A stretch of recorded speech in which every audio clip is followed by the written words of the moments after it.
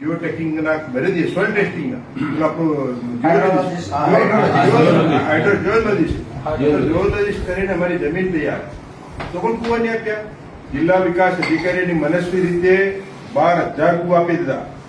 તો એ કુવા માટે અમે એને પાસે પ્રશ્ન કર્યો નથી જવાબ એટલે પાછા હમણાં 5,000 કુવા એક મહિનામાં આપી દીધા. માત્ર ને માત્ર મહાત્મા ગાંધી રાષ્ટ્રીય રોજગાર યોજના અધિકારી એની ગુડબુકમાં સરકારશ્રીની ગુડબુકમાં કામગીરીમાં હું પ્રથમ નંબરે છું. સારી કામગીરી આ રીતે અબજો કરોડ રૂપિયા આપી દીધા અને એનજીઓ મારફત કામ કરે છે. આજે અમારો ગરીબ માણસ જેને ગરીબાઈ શું કે છે, જેના ઘરે ગરીબાઈ આવે એને ગરીબાઈની ખબર પડે, જેને ગરીબાઈ જીવનમાં દેખી નથી એને ગરીબાઈની શું ખબર પડે. હું પોતે આદિવાસી ખેડૂત છું, ધરતીનો ખેડૂત છું, મોટો ખેડૂત છું. મારા લોકો કઈ રીતે જીવન ગુજારે છે, કઈ રીતે રોજગારી મેળવે છે ને અને સવારથી સાંજ સુધી મારા મા બાપના પેટના ફાળો પૂરો દર ભટકે છે, મજૂરી કરે અને સાંજે સૂકો રોટલો ને મરચું ખવડાવીને મા બાપને સુડાવે. એ દિવસોમાં દેખેલા જે સમાજમાંથી આવું છું અને એનું અમલવાદ થતી. પ્રભારી મંત્રી સાહેબને કીધું, પ્રભારી મંત્રી સાહેબ વાત કરો ટાઈમમાં થોડું પરિવર્તન ચેન્જ થઈ ગયું. તો આનું કશું નથી અને ડીડીઓ કોઈ મિટિંગમાં આવતો પણ નથી, ખાલી આવતા સાપ્તાહમાં રહે છે અને અમને કોઈ જાતનો સંકલન પણ નથી ધારાસભ્યનો. ધારાસભ્ય એટલે કઈ બાજુ બોલા સમજે છે?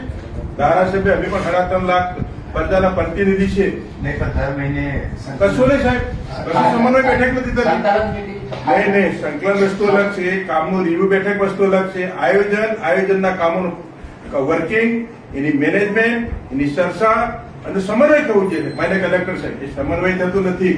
માન્ય સંસદ સભ્ય સાહેબને, માન્ય મંત્રી સાહેબને બ્રીફ કરવાથી કામ થવાનું નથી. દાહોદ જિલ્લો ગરીબ છેવાડાનો જિલ્લો છે, ટ્રાઇબલ જિલ્લો છે અને સરકાર, ભારત સરકાર રાજ્ય અનેકવિધ યોજનાઓ નાખે છે અને યોજનાઓ થકી ગરીબોનો વિકાસ માટે ગ્રાન્ટો આપે છે. અન્ય અલગ અલગ એડે ગ્રાન્ટ આવે છે. આપણે એવું કરીએ એના માટે અને મનરેગા માટે એવું કરીએ. આજે ડીડીઓ રાજા ઉપર છે. માન્ય મંત્રી સાહેબ, ડીઆરડીએ છે તો એમને પૂછી માન્ય પ્રભારી સાહેબ એવું છે, અધિકારીઓને એવું છે, અધિકારી શાસન ચલાવે છે. ધારાસભ્યનો કોઈ પ્રોટોકોલ પણ ધરાવતા નથી.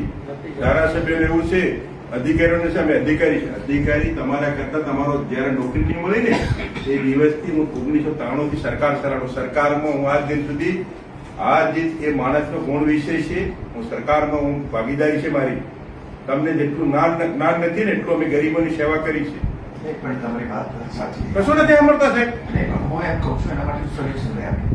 તમે ડીઆરડીએ સાથે રાખી જિલ્લા પંચાયતના સંબંધિત અધિકારીઓ અને સાહેબ 3 વર્ષથી હું ધારાસભ્ય દિશાની બેઠક, માન્ય સંસદ સભ્યનો ચેરમેન છે, માન્ય ડીડીઓશ્રીનો સભ્ય સચિવ છે. દિશાની બેઠક હોય 15 દિવસ પહેલા સ્થાનિક ધારાસભ્ય હોય, જિલ્લા પંચાયત પ્રમુખ હોય, પ્રભારી મંત્રી સાહેબ હોય, બધાનું સંકલન સમન્વય કરી અને પછી દિશાની બેઠક બોલાવી છે અને વિસ્તારથી દિશાની બેઠકમાં ચર્ચા થઈ જાય તો શર્ટ ટ્રેન પટ 10 મિનિટમાં ખેલ ખતમ. દાહોદ હતો ત્યાંથી તો પાછળ નિષેકલા ક્રમાંકે જઈ રહ્યો અને ખાલી પેપર વગર દાહોદ આટલું સાહેબ નહીં ચાલે. એવું છે દિશાની મિટિંગ તો આપણે ઉઠાવવાની છે અને એ વખતે આપણે જે ચર્ચા કરવી હોય બધાને છૂટ જ હોય છે. એ વખતે ચર્ચા કરી લેવી અને મનરેગા માટે છે તમે અલગથી મિટિંગ બોલાવો. મિટિંગ બોલાવીને ધારાસભ્યોને હાજર રાખો, બધાને દરેક વિસ્તારનો રિવ્યુ લ્યો. પહેલા એમની પાસેથી સૂચનો માંગી લ્યો કે શું કરવાનું છે. કારણ કે આપણે સામાન્ય રીતે એવું છે ગ્રામસભા નક્કી કરે પછી જ આપણે એનું કરતા હોઈએ છીએ. પ્રભારી સાહેબ ધારાસભ્ય કેટલા બોલાય તો વાત કરો, અમને હજી તો ઓળખતા નથી. ડીઆરડી નિયામક અમને અમારા દ્વારા હજી તો એક બેઠક નથી કરી. ને પણ કરશે. હવે તમે તારીખ નક્કી આજે જ કરી લેજો. આજે તારીખ નક્કી કરી અને તમને ધારાસભ્યોને સંબંધિત અધિકારીઓ અને તાલુકા પંચાયતના પ્રમુખને હાજર રાખો. કારણ કે એમાં તાલુકા પંચાયત આવતા હોય છે, એને રાખો અને એના સૂચનો પહેલાથી માગી લો કે તમારા સૂચનો એ આપો અને પછી આપણે નક્કી કરો. પ્રભારી સાહેબ પ્રશ્નો ઉભા થવાનું કારણ અધિકારી જ છે.